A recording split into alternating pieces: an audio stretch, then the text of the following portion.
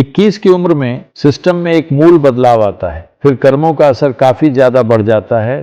तो ये कर्मों का जाल है, इसमें फंसने से बचने का उपाय जरूरी है।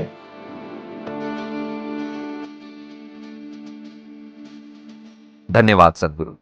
याददाश्त की आपकी पिछली बात आगे बढ़ाऊंगा। क्या जेनेटिक याददाश्त हावी रहती है या कर्मों की? क्योंकि मुझे लगता है कि मुझ में दोनों का असर है, पता नहीं कौन सी है। देखिए, जेनेटिक याददाश्त का एक खास महत्व तब तक होता है जब तक आप 21 साल से कम होते हैं। 21 साल की उम्र में सिस्टम में एक मूल बदलाव आता है कि जेनेटिक याददाश्त का असर कम हो जाता है। ये एक बहुत मामूली भूमिका निभाने लगती है। कई माता पिता इस बात से हैरान होते हैं कि जो बच्चे कुछ समय पहले तक उनसे इतना ज्यादा जुड़े हुए थे, 21 साल की उम्र पार करते ही अचानक वो अपने माता पिता से वैसा जुड़ाव महसूस नहीं कर पाते, क्योंकि तब जेनेटिक याददाश्त का असर घटकर बहुत कम हो जाता है। 21 साल की उम्र पार करते ही ये हमारे विकास के लिए कुदरत का बनाया हुआ एक तरह का सुरक्षा तंत्र है हमारे विकास के लिए, क्योंकि इंसान का बच्चा दूसरे जानवरों की तरह नहीं आता। दूसरे जानवरों के जीवन का 90% उनके जेनेटिक्स से तय होता है, सिर्फ 10% विकास का हिस्सा होता है, उसे भी वो चाहें तो इस्तेमाल करें या ना करें। पर इंसान के मामले में सिर्फ 10% पहले से तय होता है और 90% इंसान के हाथ में होता है। सभी इंसान के बच्चे के विकास का शुरुआती दौर बहुत नाजुक होता है, उसे कहीं ज्यादा सही माहौल की और पालन पोषण की जरूरत होती है, क्योंकि 90% को बनाना होता है, सिर्फ 10% एक स्टैंडर्ड की तरह पहले से मौजूद होता है। तो 21 की उम्र तक आप पर जेनेटिक असर काफी कम हो जाता है, जब तक कि आप अपने माता पिता से कुछ ज्यादा ही न जुड़े हों। तो या तो क्योंकि वो बहुत दौलतमंद हैं या आप पर बहुत हावी हैं, या आप उन्हें बहुत आदर देते हैं, इसकी वजह जो भी हो, नहीं तो जेनेटिक असर अपने आप कम हो जाएगा। तो उस उम्र के बाद कर्मों का असर जेनेटिक असर से कहीं ज्यादा होता है जब हम कर्मों के असर की बात करते हैं, क्योंकि एक ऐसी गलत धारणा है कि कर्म यानी सिर्फ कोई ऐसी चीज जो कहीं और से आती है, किसी दूसरे जन्म से या कहीं और से आती है। ये वैसा नहीं है। आज सुबह से जब से आप उठे हैं तब से इस पल तक आपका शरीर शारीरिक कर्म कर रहा है, मन मानसिक कर्म कर रहा है, भावनाएं भावनात्मक कर्म और ऊर्जा ऊर्जा कर्म कर रही हैं। हर पल जागते हुए और सोते हुए ऐसा हो रहा है। पर चलिए सिर्फ जागने की अवस्था की बात करते हैं। नींद से जागने से लेकर अब तक इन 4 तरह के कर्मों में से कितने आपने पूरी जागरूकता से किए हैं? अगर आप इस पर ध्यान दें, मैं आपसे ये प्रश्न नहीं पूछना चाहता जो मैं आमतौर पर पूछता हूं, पर आप सब डॉक्टर हैं तो मैं नहीं पूछूंगा। मैं बस यही कहूंगा, आप खुद इसका विश्लेषण करें। 1% भी नहीं, 1% से भी बहुत कम के बारे में आप सचेत हैं, बाकी सब कुछ अनजाने में हो रहा है। दूसरे शब्दों में कहें तो अनजाने में कहने के बजाय जो एक तरह का नकारात्मक शब्द है, ये कहें कि आप चीजें ऑटोमेटिकली कर रहे हैं। कर्मों की याददाश्त के कारण आप ऑटोमेटिकली चीजें कर रहे हैं। ये याददाश्त इतनी ज्यादा है कि सोचने की जरूरत ही नहीं पड़ती। खाना खाने का तरीका सोचना नहीं पड़ता।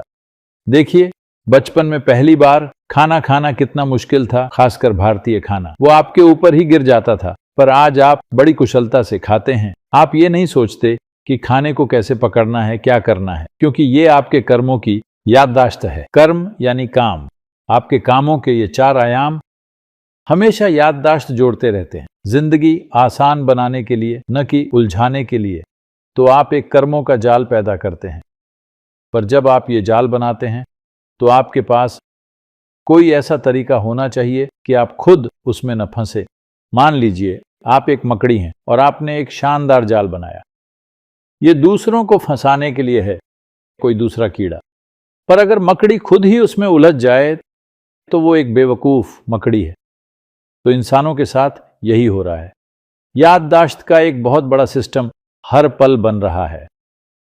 देखिए, चाहे आप सो रहे हो, ऐसे कई प्रयोग हुए हैं, मैं इसकी गहराई में नहीं जाऊंगा। चाहे आप गहरी नींद में सो रहे हों, आप जागरूक न हों, तब मैं एक ऐसी भाषा में 1 या 10 वाक्य बोलूंगा जिसे आप नहीं जानते। वाकई हम आपको हिप्नोटाइज कर सकते हैं और कई महीनों या सालों के बाद हम आपसे वो वाक्य बुलवा सकते हैं एक ऐसी भाषा में जिसे आप नहीं जानते, जो आपने तब सुनी थी जब आप गहरी नींद में सो रहे थे।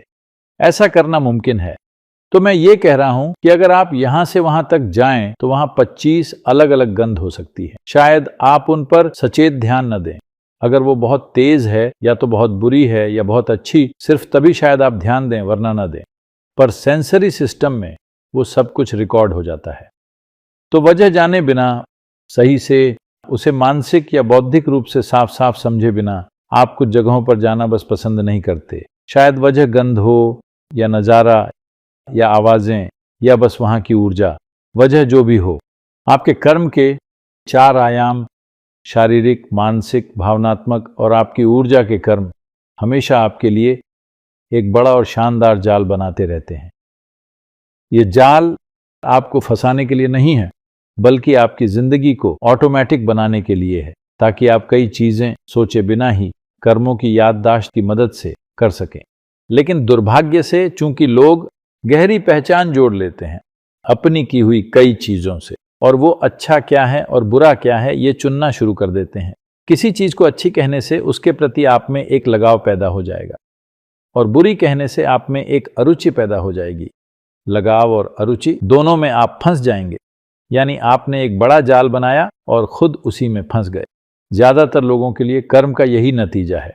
कर्म जीने का सबसे गतिशील या डायनामिक तरीका है। इसका सीधा सा मतलब है कि आप खुद अपना जीवन बनाते हैं। आप अपने जीवन के निर्माता सिर्फ तभी बन पाएंगे जब आपका न्यूरोलॉजिकल सिस्टम आपके आदेशों पर काम करेगा, वरना कभी नहीं बन पाएंगे। तब आप हमेशा संयोग से जिएंगे। तो अगर आप संयोगवश जीना छोड़ते हैं,